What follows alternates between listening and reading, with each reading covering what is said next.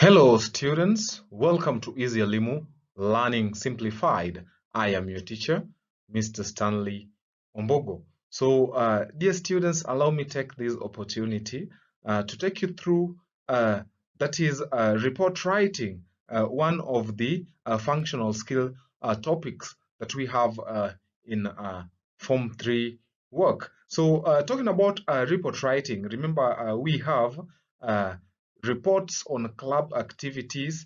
There are also newspaper reports. And lastly, we have investigative reports. So in this session, dear students, we are going to only look at investigative reports.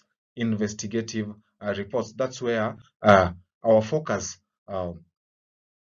is on. So talking about investigative report, first of all, a report is a systematic, well-organized document which defines a problem and analyzes it. So when we talk about a report being a systematic, well-organized document defining a problem and finding its analysis, it means that there is a document that is used to do some investigation or research or study on a trending topic.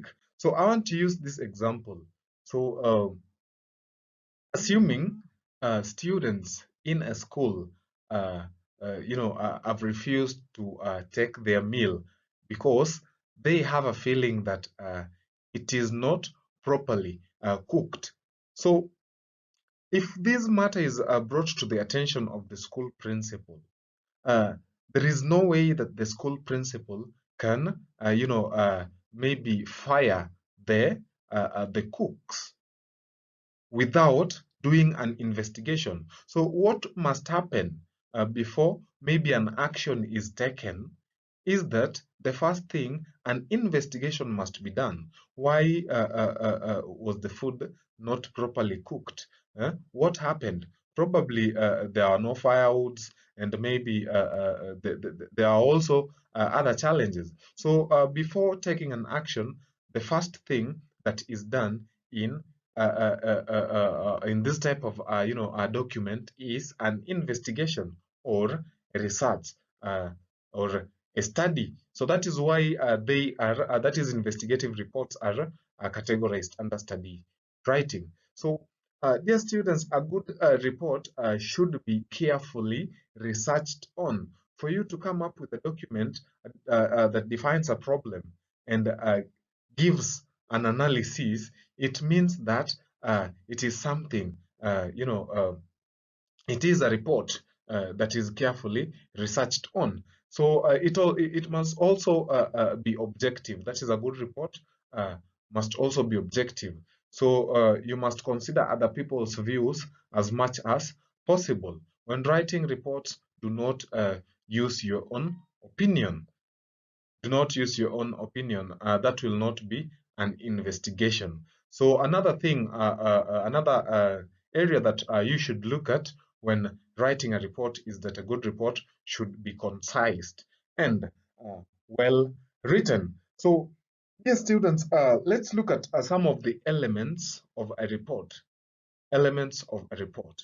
So, talking about the elements, a well-organized investigative report should have the following features. So the first one is the title, and I'm going to look at each. The second one is introduction and terms of reference. Then number 3, we have collection of information, or what we also call methods of data collection, or methods of gathering information. So there is also the findings. Then we have the conclusions. The conclusions are followed by recommendations. Then we have the last part, that is the ending. So let me start by looking at the first element, that is the title. So in reports, in report writing, the title tells us what the report is about. The title talks about what the report is about. So it must be written in capital letters and underlined.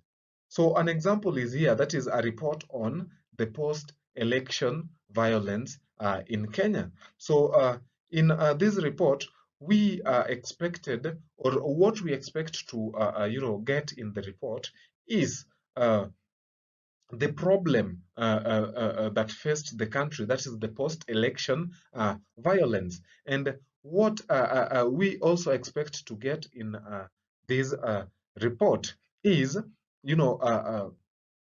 some of the methods of data collection.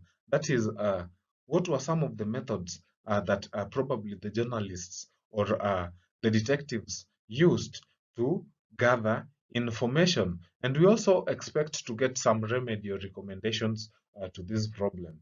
So remember, it must begin with the words a report on, a report on. Failure to use that, then there are possibilities of being penalized.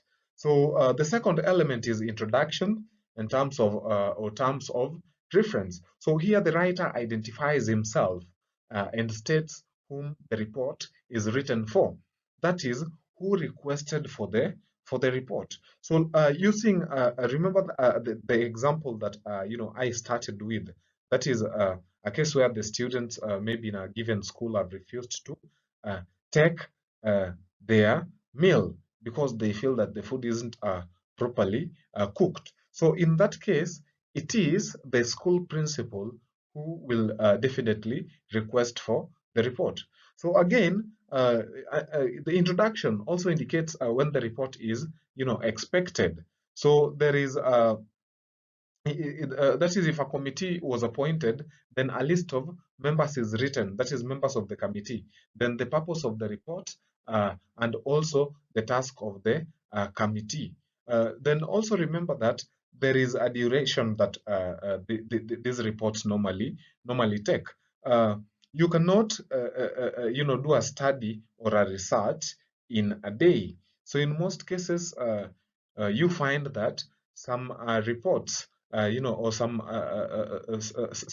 reports are compiled after an investigation has been done for, let's say, a week or two. So that means that you must therefore include the duration that took you to investigate and find out what the problem is. So another element is the collection of information, or what we also call the methods of data collection. So the methods used to collect data are mentioned under this element or in this area. So some of the common methods used include observation, interviews, questionnaires, sampling. We can also talk about maybe recording and so on. So no personal opinion should be included when talking about that is when trying to do your investigation. So the next element is now the findings. So in the findings, you state what was observed and noted after analyzing the information, and include views of those interviewed. If at all, you used interview as a method of data collection. So findings is followed by conclusion. So under conclusion, here is to just let people know the outcome or the result of the research. So this should be based on the observation. And again, this outcome, the outcome or the result is given in a summarized way. No new information should be added. So if at all maybe you are able to, or your investigation proved that maybe a complaint is true, then you simply say that having observed and used a number of methods to do our investigation, it was indeed true that the food was not properly cooked. That is just an example. So after conclusion, we have the recommendations. So under recommendations, you are supposed to talk about things that are based on the findings. You should give recommendations that are based on the findings and the conclusion. So this part is written in note form and numbered.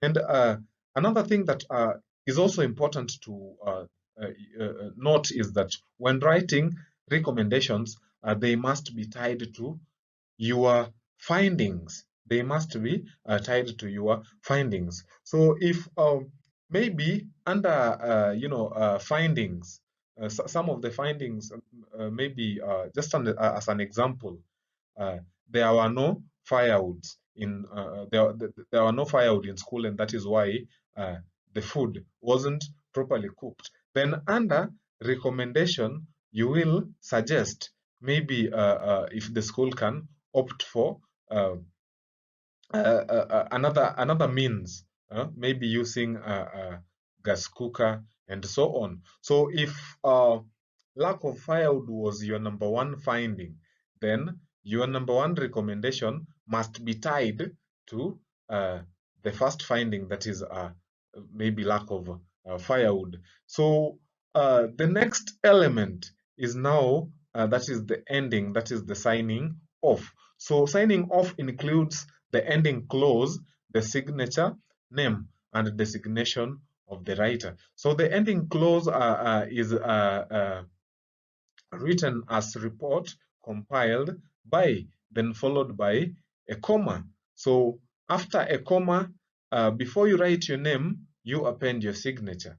Then you write the name. So after the name, that is when you write the designation in that order. Remember, failure to follow the correct order when signing off results to a penalty. So you will be penalized. For instance, if you write the name followed by the signature. But the correct way is when you start with the signature followed by the name. So, yes, students, that is all about investigative reports. It has been really an interactive session, and keep it easy, Limu, always. Until next time, bye.